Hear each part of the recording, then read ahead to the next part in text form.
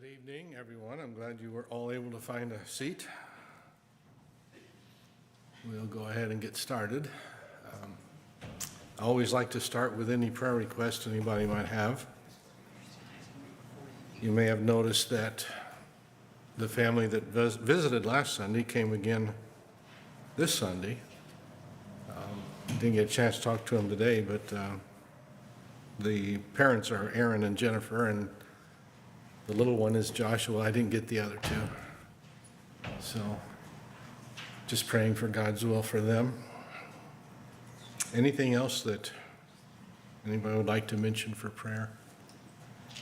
Daughter-in-law Sammy, that would be Tyler's wife, has had pneumonia since January 15th, been on 2 rounds of antibiotics, and she spiked a temp, so she's on her way to the hospital today. Wow. Who is that? Would be Sammy's wife, or Tyler's wife, Sammy. I mentioned this morning that some of the Bernstein family are sick. Our Becky is still recovering. I don't know who all else is sick. Anything else anybody like to mention? We keep praying for Ron's mom, the adjustments, and her salvation. Okay, Tom, can I call on you to answer in prayer? So Aaron and Jennifer and their 3 kids that visited 2 Sundays in a row, Sammy and Marge, Ramlo too. Yeah, their car problems as well as They'll never remember that, he said. Marge's recovery. I'll do my best.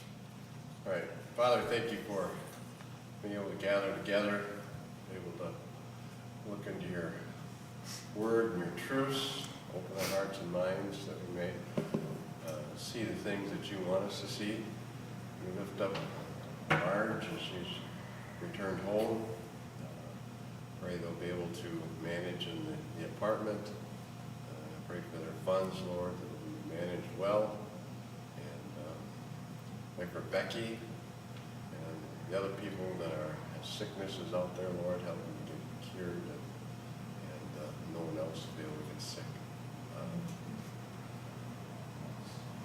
Jonathan Bernstein, March, that's Pray it. for, You got them all. yeah, lift up Jonathan Bernstein, help him recover from COVID, and pray for Mark too, Lord. In your name we ask, amen. Amen. We're on page 15. And beginning the Roman occupation of Israel.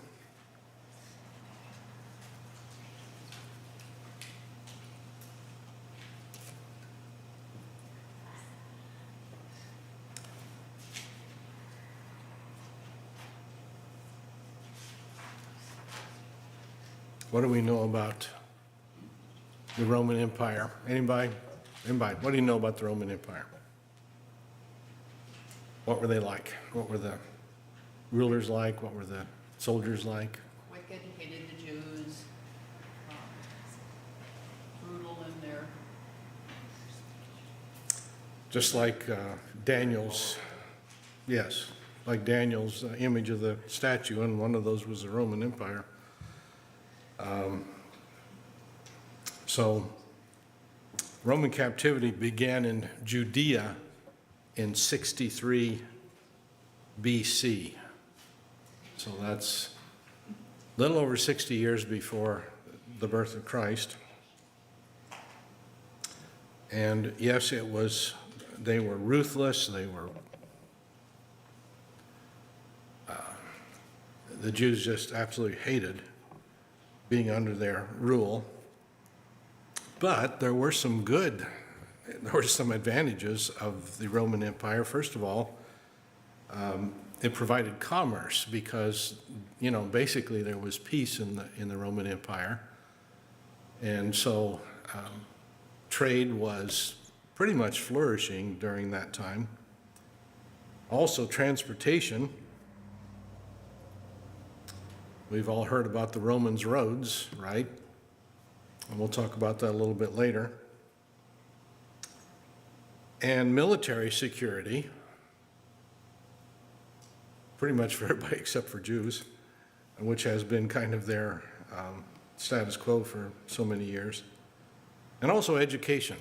They established a lot of schools, and the people, by and large, became more educated than would have been the norm before then.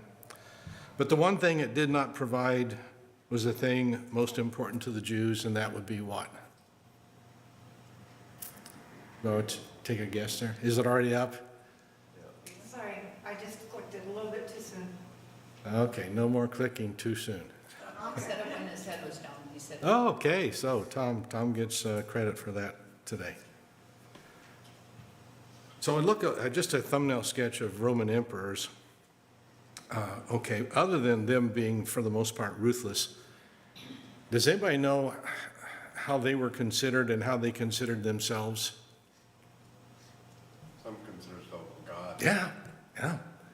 And at least one of them expected to be treated as a god and responded to as a god. That was Gaius. But Caesar Augustus ruled from 29 BC to 14 AD. So obviously this is in the time of Christ when he's a young man up into his teen years. He is mentioned in Luke chapter 2, verse 1. It came to pass in those days there went out a decree from Caesar Augustus that all the world should be taxed. And other versions say what I think is more accurate. It was a census rather than a tax. And of course, the tax was based on the census. So that's, how they would get that idea anyway. But under Caesar Augustus, the Jews were generally allowed to rule themselves, and the Sanhedrin was the Jewish ruling body, and so they experienced more freedom under Caesar Augustus than they would have through anybody else. But we know that this census, or this taxing, was the occasion for Joseph and Mary to travel and for the prophecies to be fulfilled. Next was Tiberius, and he ruled from 14 to 37. And he is the one that is spoken of in Matthew chapter 22, verse 17. This is the question about the tribute money. And so trying to trick up Jesus, as the Pharisees, Sadducees often did. Tell us, therefore, what thinkest thou? Is it lawful to give tribute unto Caesar or not? And so what was the Lord's reply?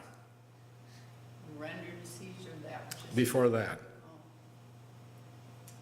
Let me see a coin. Yeah. Guess whose picture was on the coin? This- Tiberius, yeah. And I just want to say, these sculptures are actually sculptures of them, so that's kind of like what they look like. Now, some of the pictures are like enactments, but these are actual. Yeah, well, what a lot of people don't know about Tiberius is that he was a bust. Just from here up, Okay. right?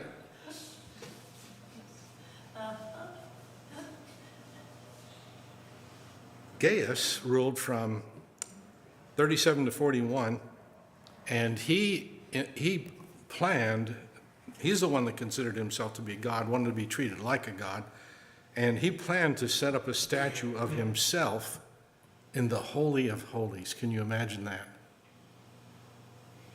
But as the Lord would have it, his plan was thwarted, and he was never able to do that. Then followed Claudius from 41 to 54. He is mentioned in Acts chapter 18, verses 1 and 2.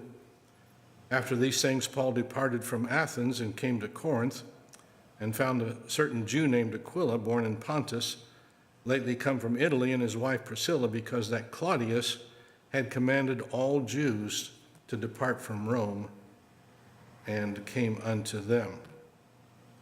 And then finally Nero, who probably was the most ruthless of all, probably insane. He just actually had his own mother murdered.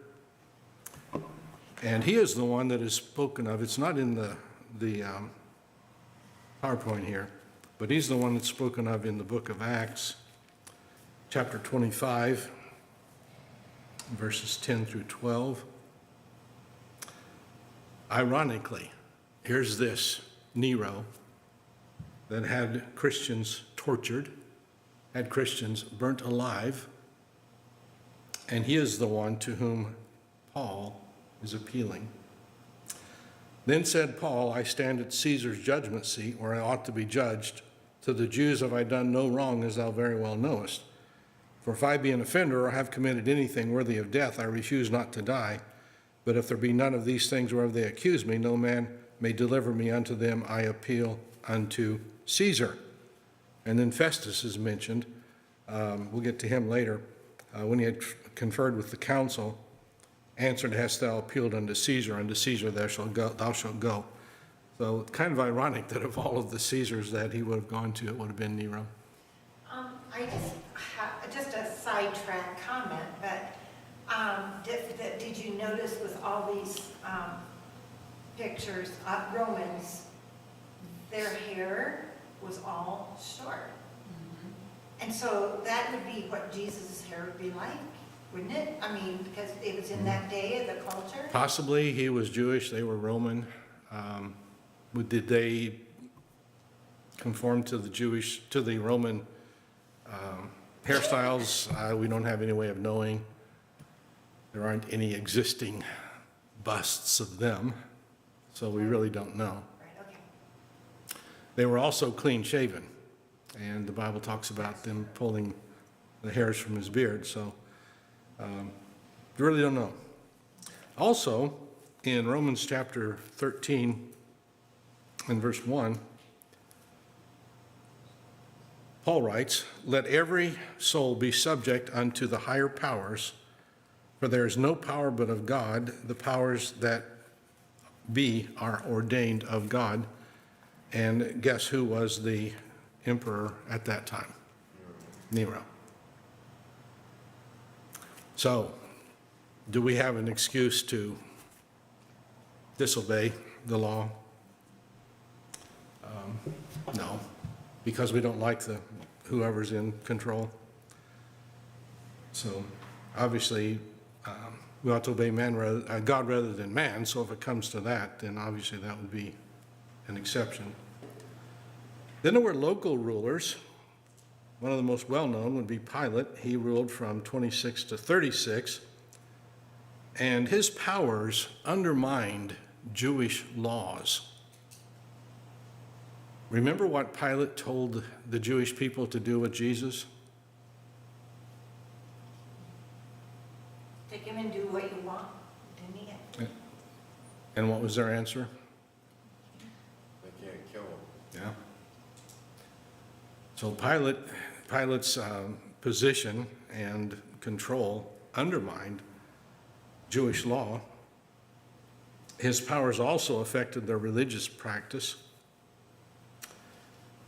And he had final authority over the affairs at the temple.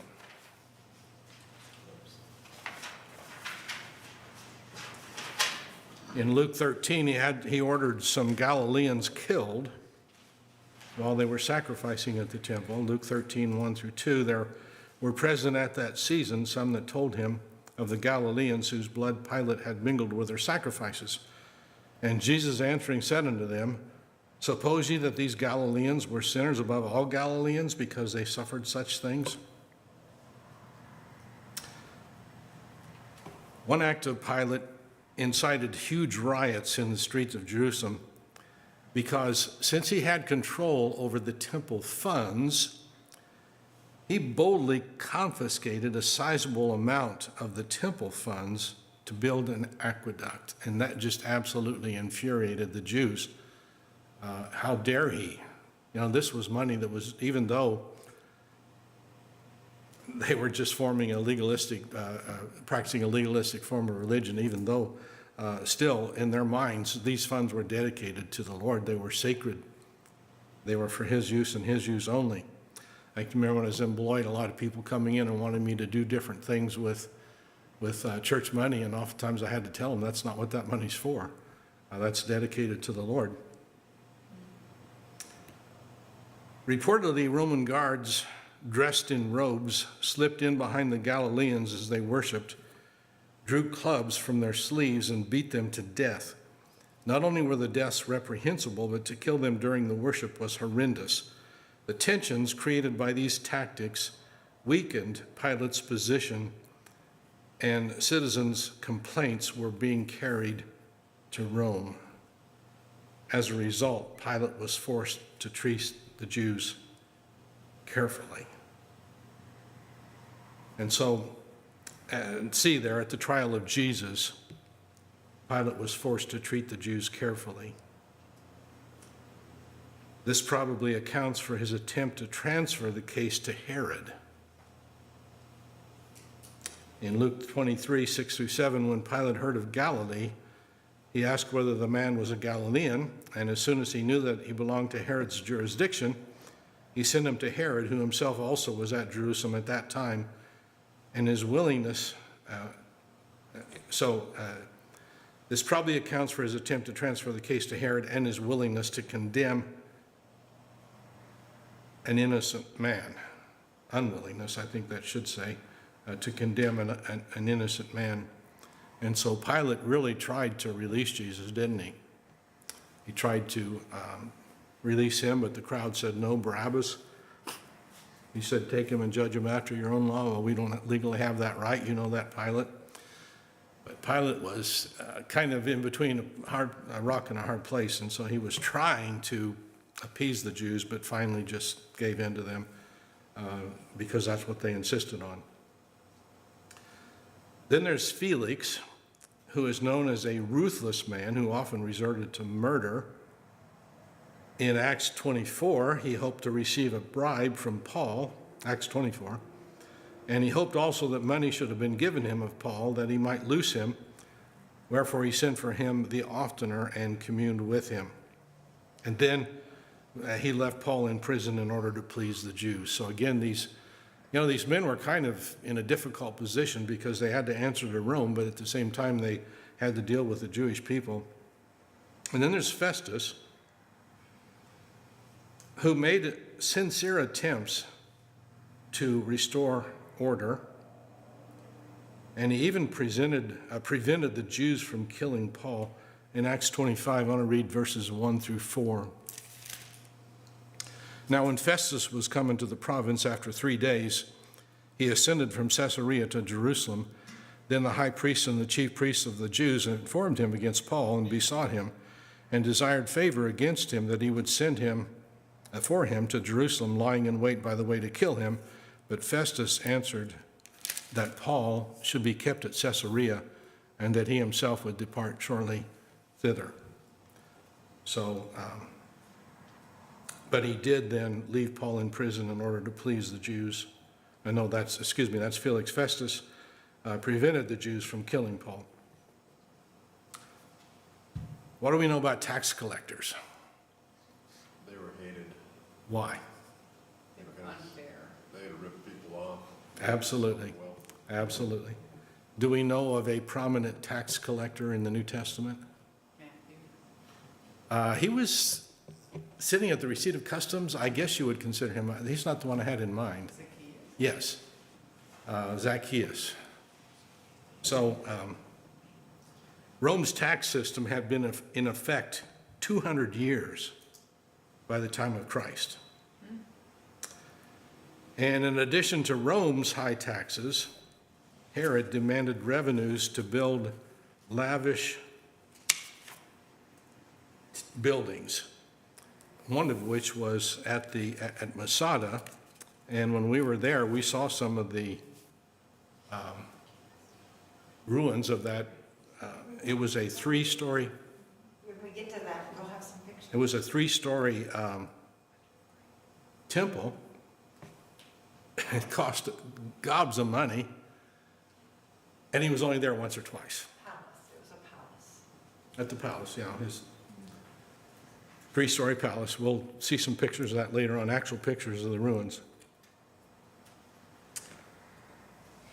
Anyway, getting back to the tax collectors, each tax collector contracted a certain area. There was a quota which he was to fulfill every year, and anything above this he kept.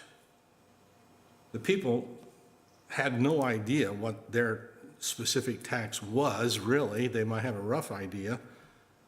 But even if they did know exactly what their tax was, they were powerless to deny the demands of these tax collectors that got rich at their expense. So they're pretty ruthless, taking advantage of their own people. They were despised by the general public, and for obvious reasons. And so it startled the Jews that Jesus would become involved with tax collectors. Luke 7:34, the Son of Man is come eating and drinking, and ye say, behold, a gluttonous man and a winebibber, a friend of publicans and sinners. And so they were just outraged that the Lord would actually sit down and eat with these kind of people. Were they right or wrong? Obviously they're wrong. Was Jesus doing anything wrong by sitting down with these people and spending time with them? Absolutely not. The Son of Man has come to seek and save that which is what? Lost. He said those that are well don't need a physician, but those that are sick. What did he mean by that? That was an illustration, but what's the application? They're dead in their sins and they needed to be made alive through Christ. The ones that think they're okay don't go to the doctor. Why would you go to the doctor if you feel like you're okay? Or if you're a man, you're too stubborn. But some men anyway. Not Tom, but I'm guilty. But people think they're okay, so they figure, I don't need salvation. I'm okay the way I am. I think that's the application. Citizenship then, Roman citizenship gave the right to a trial. A Roman citizen could not be beaten, and citizenship could be inherited or pardoned. Do we know anybody that impacted or affected that we read about in the book of Acts? We know anybody like that? Was a Roman citizen? Yeah. One place we read about it at is in Acts chapter 22, verses 25 through 28. And as they bound him with thongs, Paul said unto the centurion that stood by, is it lawful for you to scourge a man who is a Roman and uncondemned? And when the centurion heard that, he went and told the chief captain, saying, take heed what thou doest, for this man is a Roman.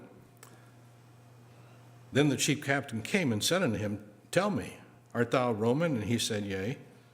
And the chief captain answered, with a great sum I obtained this freedom. And Paul said, but I was born free. So 3, citizenship could be inherited or purchased. Well, what do we know about Paul in his past? Pharisee of the Pharisees, he was born as a Roman citizen, very higher up in the Jewish authority. He's one of the higher ups, Pharisee of the Pharisee, persecuted Christians and so on. Okay, travel and communication. First of all, the highways and the roads. The Roman network of main roads comprised, are you with this?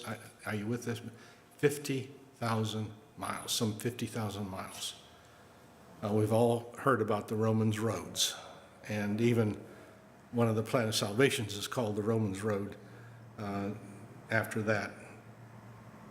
They were well graded and leveled. Roman roads were built in a complex fashion. First, the roadway was excavated and a large amount of sand poured in as a base. Stones were then set in a layer of cement. Then crushed stones were placed in more cement. After that, an even layer of stone slabs or blocks was placed on top. To protect against erosion, gutters were constructed on both sides of the road. This is a picture we actually took. I don't know if I took it or Linda did, but this is in Tzipori. It's spelled Tzoppori, but it's pronounced Tzipori. And there, see the ruts, the wagon ruts in the road? Those are about 2,000 years old, and they were created by wagon wheels coming through. And was there a picture off to the side of the sidewalk alongside the road? I didn't put that. You can see it a little bit on the upper right-hand corner there. Tiles, it must have taken an immense amount of time, but the sidewalk was made of tiles, Mosaic, yeah. mosaic tiles. And there were even some games that kids had etched into the tiles there that they played on that sidewalk. 2,000 years old. And several of his highways are still in use today.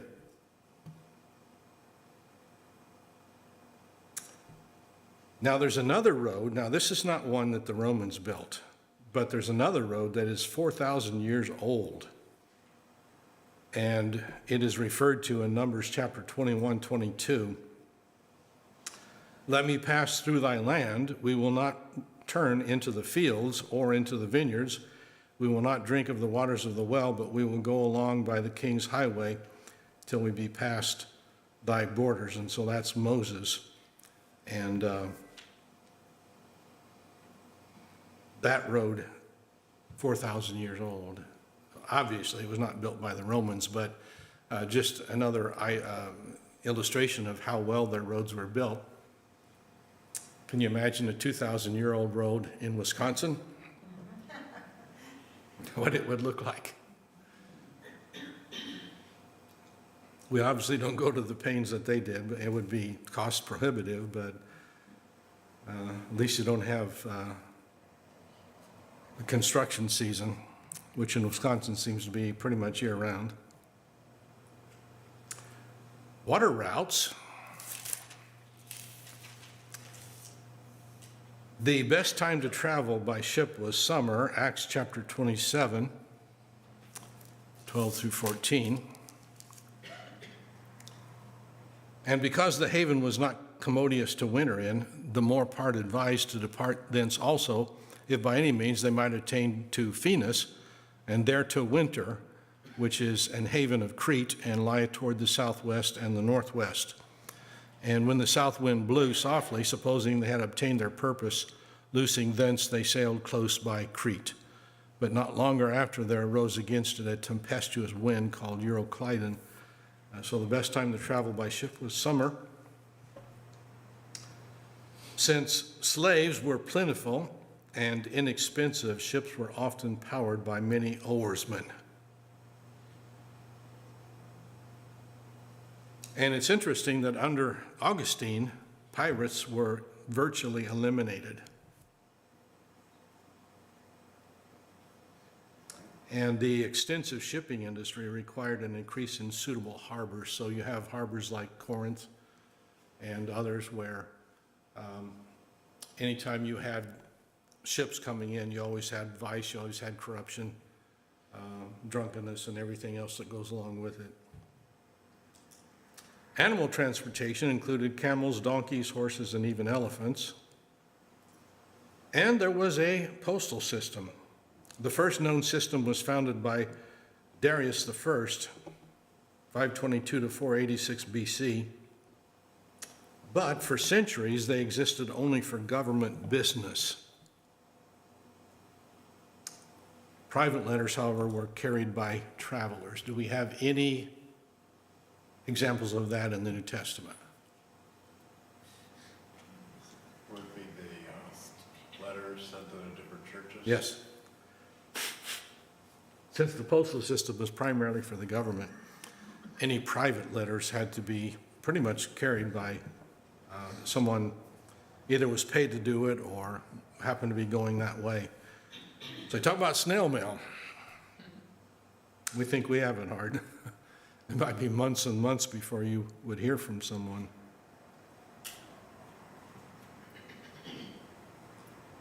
religious and political systems. There was a faction called the Zealots, and the root word there is same word for zeal or zealous. So it's pretty easy to understand what kind of people they were. They were willing to kill and die for their beliefs. And they risked their lives to restore their nation. Now, here's a really interesting thing about the Zealots. They made their last stand at Masada in 73 AD. And we were there. That's obviously not a picture we took. Linda, do we have any of our pictures of Masada? Just a minute, all right, 73 then, okay. This is from the ground, looking up. Okay, you can see it's, back in those days, it seemed to be virtually inaccessible. In fact, we went up by a tramway. There was a long stairway that you could go up to prove you're we're capable of doing it, but we took the tram. And even then, it took a while to get up there. What else do we have for pictures there? You can, okay, along the, I wish I had a pointer. Can you see in the middle right, there's that little curve? That's a road. I'll say something about that a little bit later. Do we have any pictures, other pictures? There's the network out, are you going to explain those roads around? Yes. Okay, just a minute, okay. This is, More of the ruins of Masada. this is on the top. And there's looking down over the edge of the wall. I don't think that's a picture we took, but, Yeah, I did take that, we did take that. okay, we did, all right. There's That's Herod's palace, looking down on it. That would be the top story. That's what's left of it. I don't think we're able to go back into the palace itself. we did have part of the palace. Didn't Let's we? see, I'll show you, here's some of Oh, okay. Some of the mosaic tiles that they, Yeah, that goes very well. Let's see, just a minute, there's supposed to be more. Okay, see if I can get, there's some of the walls that still remained. It was very intricately decorated and Okay. in those days it's like amazing. that was 10 years ago, so I'm forgetting some of the details. Yeah, But that's the ruins of Masada itself, way up on the top. Now, here's what happened. 967 of the zealots went there to try to hide from the Romans. The Romans built walls around Masada 6 feet thick and 7 miles long. You can still see some of the remains there of those walls. they were trying to, the Romans were determined they were going to kill these people and not allow them to survive because they'd been. They were the last stand of the zealots, and the Romans were absolutely, and so the Jews realized they're surrounded, there's no way they can get out. Eventually, they would starve to death. They do not want to be captured by the Romans. Why? You're going to be tortured. Yeah. So here's what happened. They cast lots, and all but 7 of them committed suicide. There were 4 children and 3 women that tried to hide and were never heard from. So you can only imagine what happened to them. But that's how wicked the Roman Empire was, and that's the extent that the Zealots went to try to hide from them. And obviously their plan didn't work. How long, but it was like over a year that the Romans set camp to, they were determined they were going to win in the end. Did I mention that there were 9,000 soldiers stationed there? 9,000 for 967 Jews. Number 4 there at the bottom, Simon was the most prominent New Testament zealot.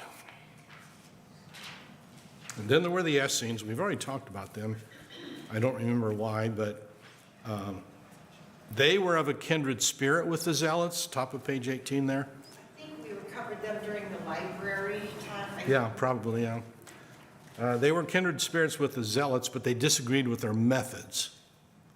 They believed in withdrawal and seclusion were the best relief from a pagan society. So they basically, you could call them hermits, although there was a pretty large group of them. Again, they were the ones that copied off the scrolls that were found later on, the Dead Sea Scrolls. So 3 there, the Dead Sea Scrolls were produced by the Essenes. They took painstaking efforts to make sure that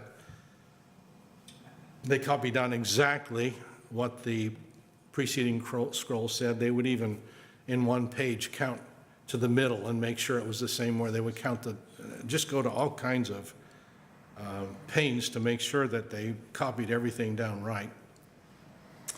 Number 4, an outsider wishing to, I have some pictures of this withdrawn.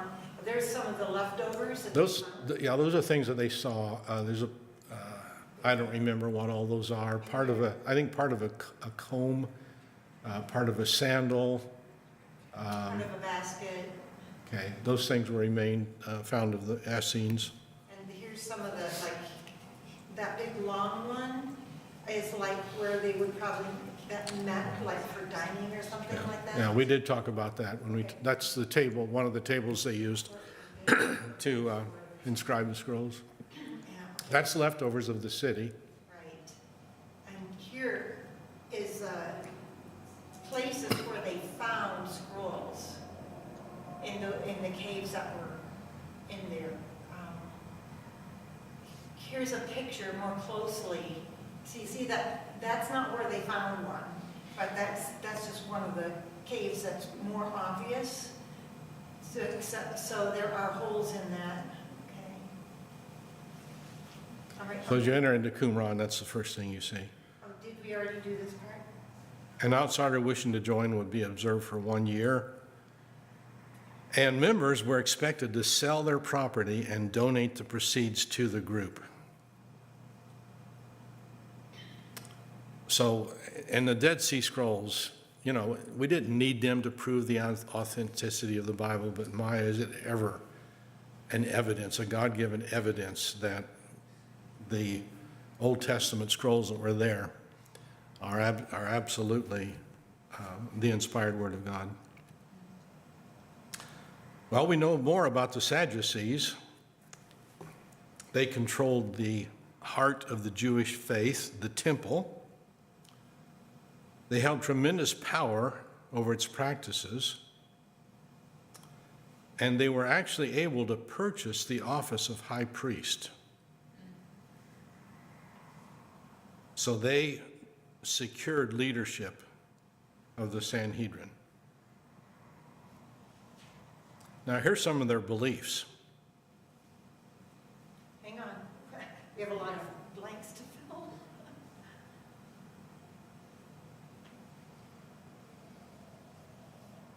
Ready? Okay. Okay, where am I? Their beliefs. They denied parts of the Old Testament because Moses didn't write them.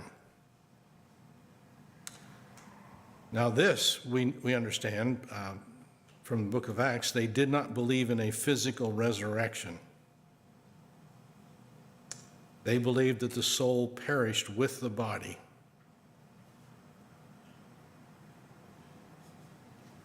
Also, we know this from the book of Acts, that they did not believe in angels. And they saw God as a disinterested creator and lawgiver. And as a result, they therefore felt it unlikely God would send his son to earth.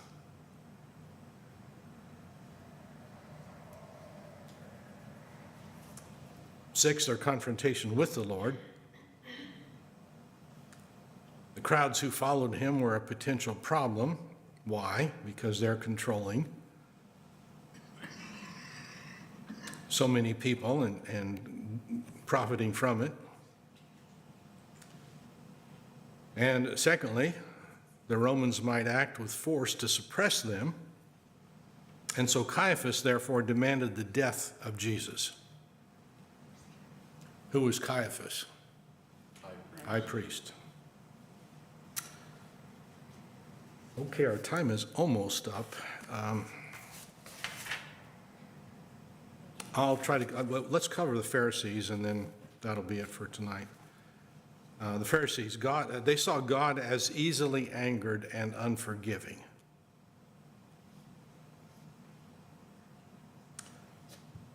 And most of the common people were supportive of the Pharisees because they favored two things that the Pharisees taught. One was legalism. Somebody tell me, what's legalism? A whole bunch of strict rules to follow to be able to get what you need. Righteousness by performance. Do we have any legalists today? Unfortunately, yes. I don't want to really go into that tonight, but they favored legalism, and secondly, they favored externalism. It's easier to obey man's laws than God's. They were designed that way. And they all dealt with the external. None of their laws dealt with the internal. But as a result, their exacting views of the law held the nation together. They pretty much had power over the minds of the people. They accepted the entire Old Testament, and they converted Jews to Judaism. Matthew chapter 23. What? Gentiles? What did I say? Jews. Excuse me, Gentiles to Judaism. Matthew 23:15.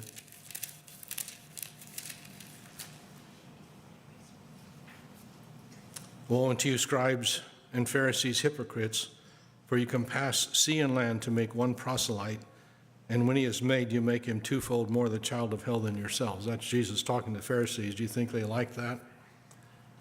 Not so much. So they converted Gentiles to Judaism. And finally, then, it startled the Jews that Jesus would become involved with tax collectors. Oops, I'm on the wrong page. 6, they tithe meticulously. Matthew 23:23, woe unto you, scribes and Pharisees, hypocrites, for you pay tithe of mint and anise and cumin, and have omitted the weightier matters of the law, judgment, mercy, and faith. See? So they majored on the external to the expense of the internal. Judgment, mercy, and faith. These ought you to have done, not left the other undone. And what prominent person in the New Testament we know that was a Pharisee? Paul. Saul. Yeah. Nicodemus. Ruler of the Jews. Yeah. Good. Yeah. Probably some others we know of, but Saul was a Pharisee. That's number 7. And they repeatedly insisted on improving God's laws. Okay, let's just quickly go through the Sanhedrin. That'll get us to a different section then, if you don't mind. The Jews were allowed to a great degree to govern themselves. Again, I mentioned earlier that was through the Sanhedrin. The Sanhedrin governed Jewish religious matters. They, of course, felt they had authority over Jesus. I'll slow down and let you get all those blanks filled in.